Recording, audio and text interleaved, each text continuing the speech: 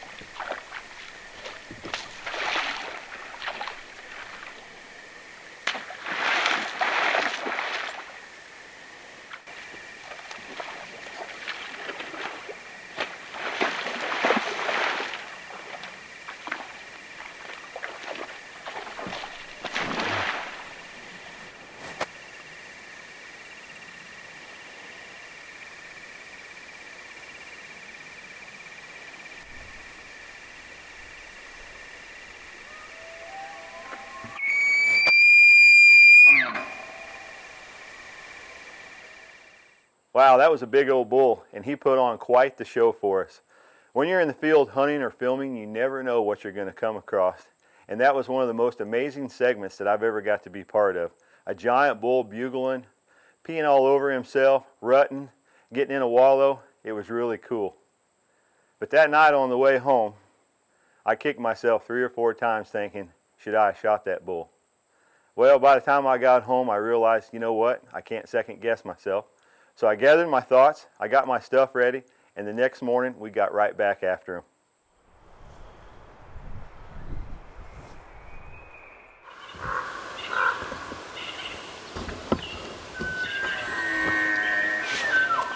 Man, hear that? We got 3 giant bulls. 1, 2, 3. Mid-September here in Colorado, and the rut is going crazy. Let's go work some big bulls.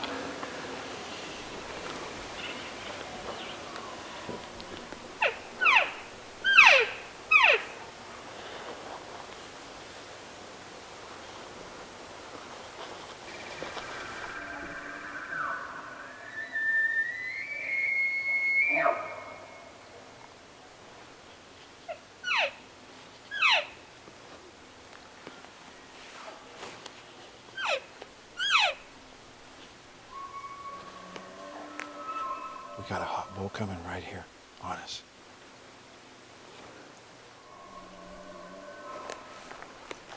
See him? That's all it is.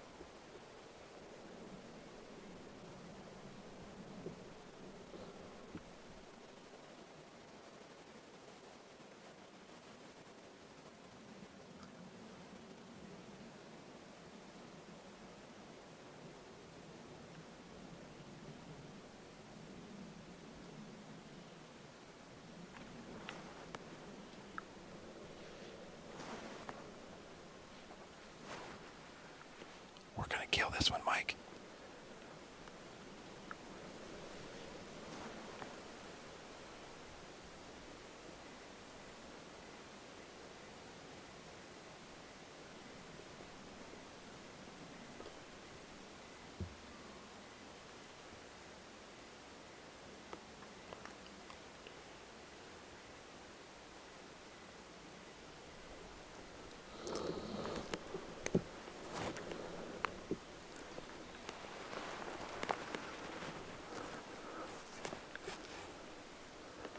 Stop him.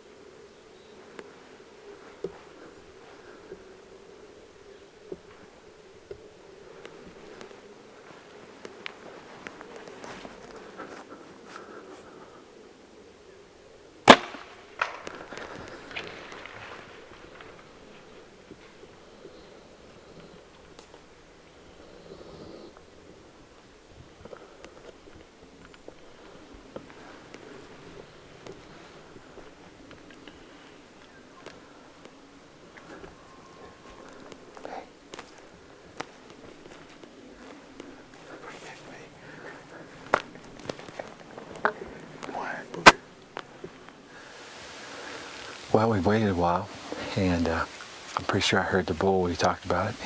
Heard him down there thumping around, dying. So what I'm going to do is go back to the tree. Bob's going to sneak over there where my arrow was and see if he can see any blood and slip over there and see if he can see him laying there dead. What do you think? Yeah, I think you said you felt like he got some lungs up. Oh, yeah. Yeah, I got him. Let's check it out. All right.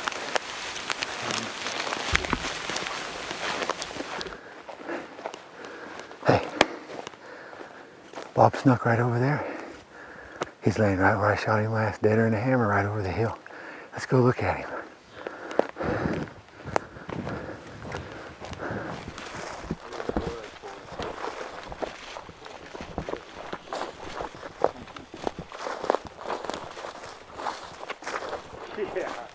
Yeah, that's crazy.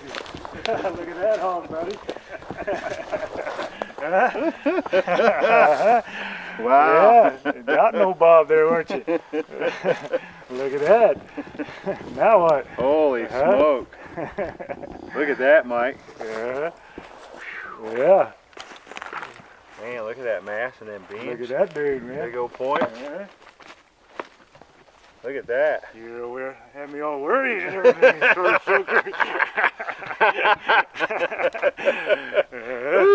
Look at that thing. Yeah. Wow, look at that, huh? know. Look at them points. I know. Honcho. Look at that, still got velvet on him. Look at that. That's a real nice bull. That's a nice bull. Man. Holy smoke, look at that big old beam. I told you it had some beams on it. I know. Look at that. Say his old asparagus.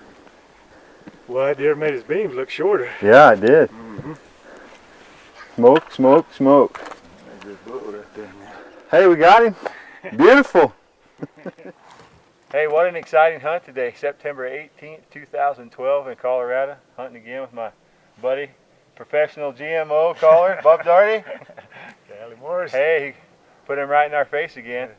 We worked these bulls all morning, and I knew from all the years we hunted together, just call and sneak in, call and sneak in. Mm-hmm. And we got right in their beds, and he couldn't take her. No, I know. That worked good because that other bull came in first and got him all provoked, and he come over here to T-bone him and run him off. I got ready, I was set up, and all of a sudden I look over to my side and I see this bull coming in. And I told Mike to get ready. Well, I didn't realize the bull was coming in and down. I thought he saw us and he took off. Well, about 3 minutes later or 4, here this guy, Right. I see him coming up through there. So he just come up through there and scared that bull off, walked right up into our lap, and and I know you couldn't hear me, but I was getting ready to draw. And finally I looked back at Bob and I'm like, give him the shrug, and he's like, this is him. And so I was on point to kill him. And I'm like, you can hear it in the video, I'm like, stop him. I'm drawing, pulling, he's walking, I'm like, stop him. Were you? Oh yeah. Yeah. But I yeah, couldn't tell what you could see. I didn't want to, because right. I was so close to him. If I'd have been way back, it'd have been one thing, but I was so close, if I made a noise, that was it. That was he was over. going to lock up, and you either had to do it or he was. He walked right out in the open, Right. stopped broadside, and was looking up at you. 35 yards, I popped him right in the side. Yeah, I thought about that, but then I figured, okay, yeah, I'll just let him do whatever he's going to do. Callie's ready, he's drawn, so you're quick enough on the shot that if Yeah. you weave through the bushes or even turn around, you could probably get it done. But if I was to hit that call, then It'd been that over. was the end of the show. I didn't, and he was so close, I didn't Right. want to stop him Yeah, either. right, Because if I would have stopped him, he Yeah. would have just nailed me. right. And so I just waited, like you said, and let him do what he walked out there, Yeah. perfect, posed broadside. Right. Hey, but I always say, if you shoot him once and they stop, you better shoot him again. And that's exactly what I did. He got 2 arrows right in the side. Bob, big mule deer, big bull on the That's right, ground. got a deer. Heck of a hunt, huh? Yeah, man, it's good. I know. Hey, appreciate it, buddy. Yeah, right.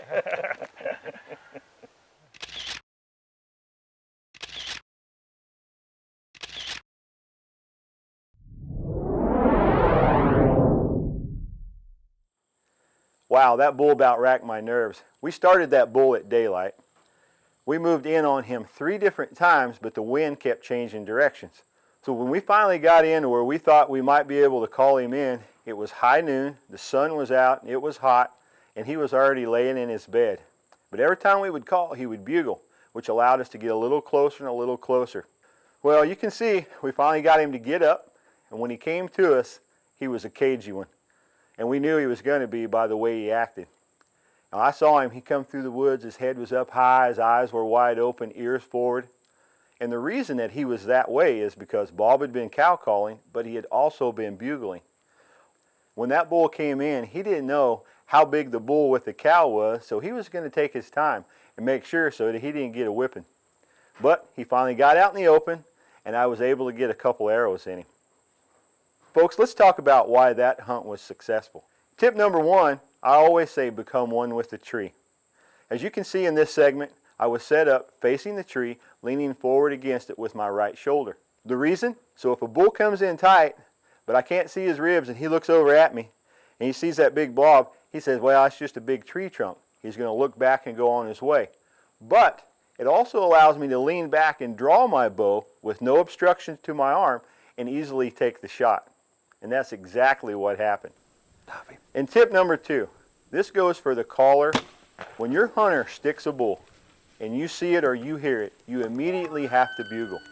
If you bugle, a lot of times that big old bull will stop, he'll slow down, he might even look back like this bull did. It gives the hunter the time to knock another arrow, and in this case I was able to get down on one knee, lean over, and take another shot, and I got 2 arrows in that bull. And that was the success in getting that bull. And tip number 3, this again is for the caller and the hunter. If you get stuck in a scenario where the caller is too close to the hunter and the bull is under 35 yards from you, neither one of you can call. If the hunter calls, the bull is going to immediately pinpoint his location. If you're not at full draw and the bull's not in the open, he's going to whirl and run off. If the caller calls at this time and he's not in the open and you can't take the shot, a lot of times the bull will just freeze up because he's cagey. He knows something should be there. So he may stand there as long as 15 minutes just staring. If that happens, more times than not, the wind will swirl and it's going to blow your bull out of there.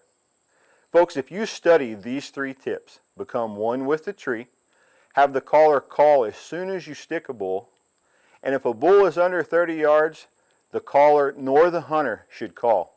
I know you're going to be more successful in the woods. Folks, thanks for being with me on the 15-Yard Files.